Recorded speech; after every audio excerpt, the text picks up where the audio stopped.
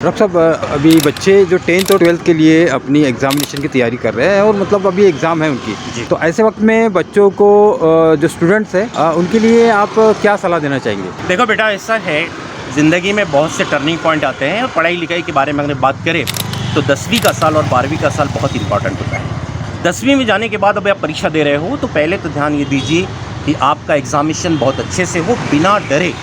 जो भी आपको आता है एग्ज़ामिनेशन में, जो आपका प्रश्न पत्रिका रहेंगी, क्वेश्चन पेपर रहेगा, उसके हिसाब से आपको आंसर देना है और निश्चित रूप से आप अच्छे नंबर से पास होंगे।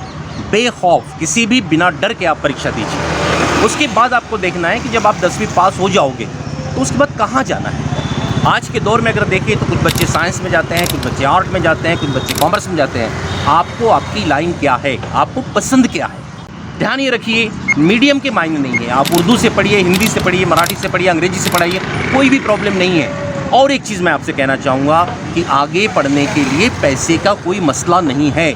सरकार की बहुत सारी स्कीमें होती हैं, बहुत सारी योजनाएं होती हैं, चाहे ओबीसी मुस्लिम आप हो या ओपन वाले हो या लड़कियां हो, ईडब्ल्यूएस वाले हो, अलग अलग सुविधाएं मिलती है। तो पढ़ाई के पैसे की बात आप छोड़ दीजिए, आपको आगे पढ़ना है। और 12वीं वाले बच्चों, आपको जहां लगता है आप इंजीनियरिंग में जा सकते हैं, आप मेडिकल में जा सकते हैं, आप पॉलिटेक्निक में जा सकते हैं, आप ITI में जा सकते हैं और ढेर सारे ट्रेडिशनल कोर्सेस हैं। अगर आपको दूर नहीं जाना है, बड़े शहर में जाने का प्रॉब्लम है आपको, तो अपना नागपुर है, सरकार ने व्यवस्था कर दी है।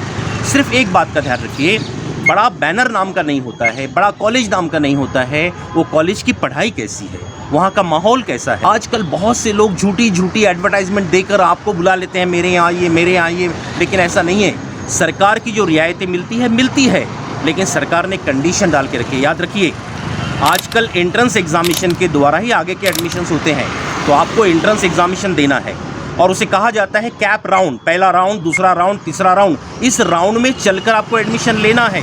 जो सरकार की मान्यता है वहीं पर एडमिशन लेना है कैप राउंड के माध्यम से, तो आपको सुविधाएं मिलेगी। एक चीज़ याद रखिए, उसे हम कहते हैं ऑटोनॉमस, स्वायत्त कॉलेज, स्वायत्त संस्था, जो स्वायत्त यूनिवर्सिटी है।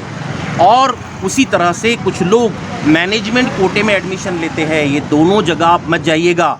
मैनेजमेंट कोटे के लिए और ऑटोनॉमस यूनिवर्सिटी में एडमिशन लेने के बाद आपको कोई रियायत नहीं मिलती है, आपको पूरे पैसे भरने पड़ते हैं।